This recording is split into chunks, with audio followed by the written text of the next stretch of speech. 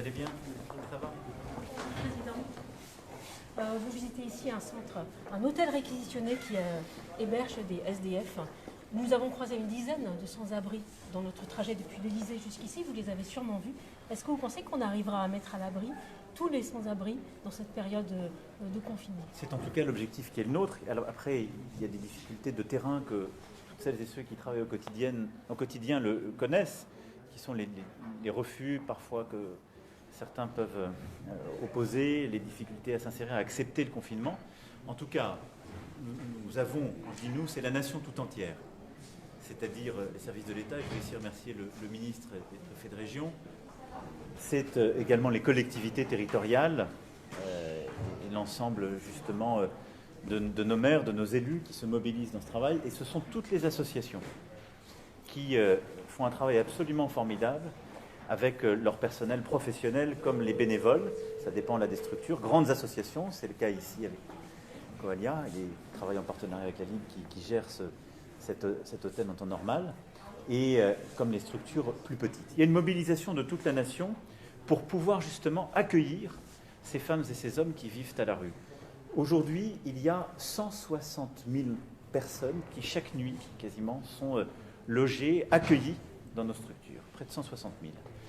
Et nous avons, sur la France entière, créé ces derniers jours près de 3 000 places supplémentaires.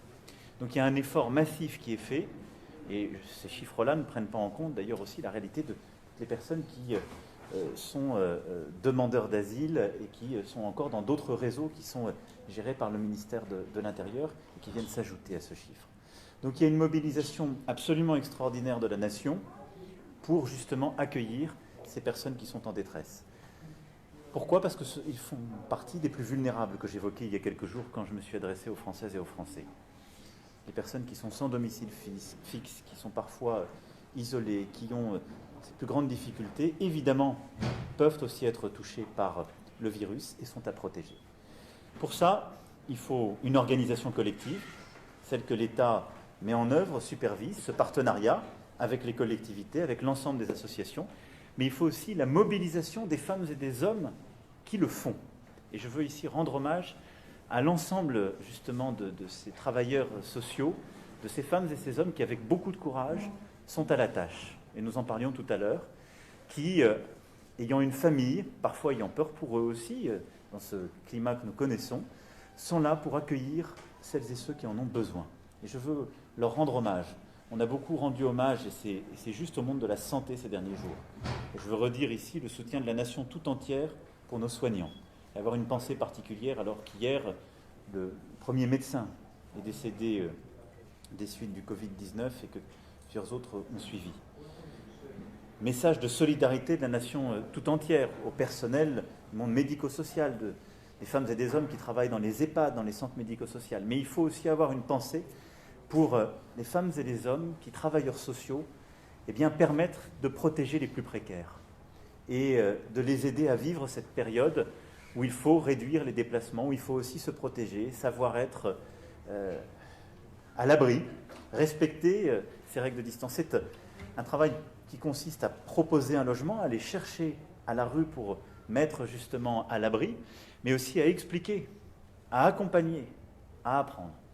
Et donc nous allons poursuivre cet effort, mais je veux remercier l'ensemble des forces de la nation qui permettent déjà de mieux protéger chaque jour les plus démunis d'entre nous.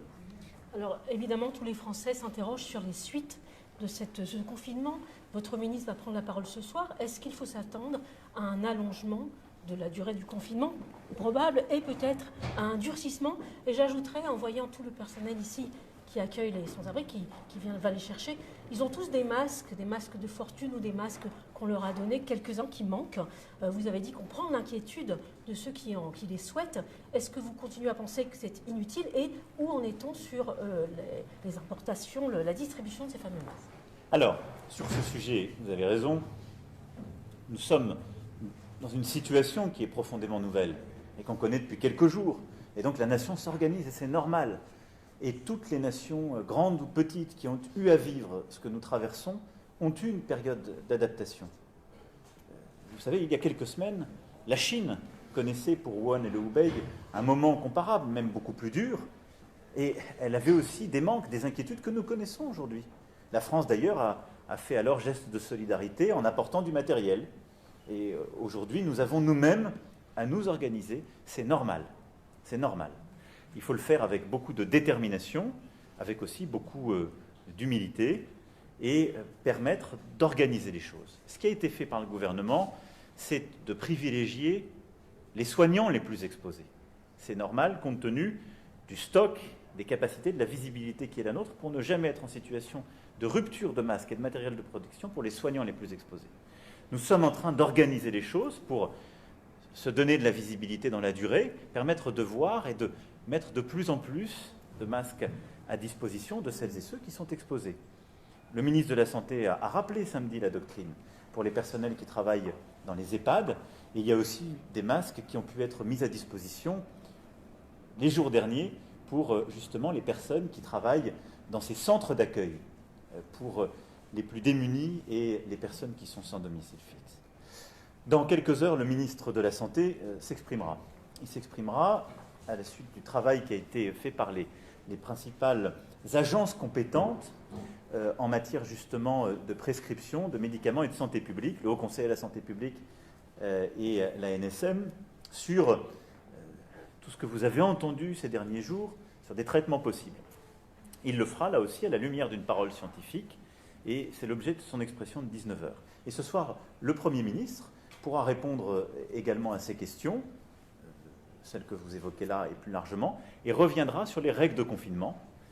Je crois que nous sommes rentrés il y a maintenant près de 8 jours dans cette organisation de la vie collective qui suppose de réduire les contacts, de réduire les déplacements à quelques règles minimales. Le Premier ministre expliquera ce soir les décisions prises par le gouvernement pour que ce soit mieux respecté et précisé. Voilà. En tout cas, je veux ici à nouveau vraiment remercier tous ces travailleurs et ces travailleuses sociales et sociaux qui sont à pied d'œuvre. Vous étiez là, très émouvant et réconfortant de voir ces femmes et ces hommes qui sont engagés. Et ça me rend très optimiste pour notre nation. Je sais que beaucoup de nos concitoyens vivent parfois avec beaucoup d'anxiété ou de difficulté cette période où on change les règles, où on doit davantage rester chez soi, où on interagit moins. Je sais que c'est difficile. Je sais qu'on en sortira plus fort parce qu'on saura se montrer solidaire. On ignore quand ça se passe. Responsable et solidaire. Voilà. Et chacun a sa part de responsabilité, chacun aussi sa part d'aide à l'autre. Après, les scientifiques nous apporteront des réponses dans les jours prochains. Nous aurons des décisions à prendre et en temps voulu, je reparlerai à la nation pour aussi dire les nouveaux délais et les règles à venir. Nous nous sommes donné 15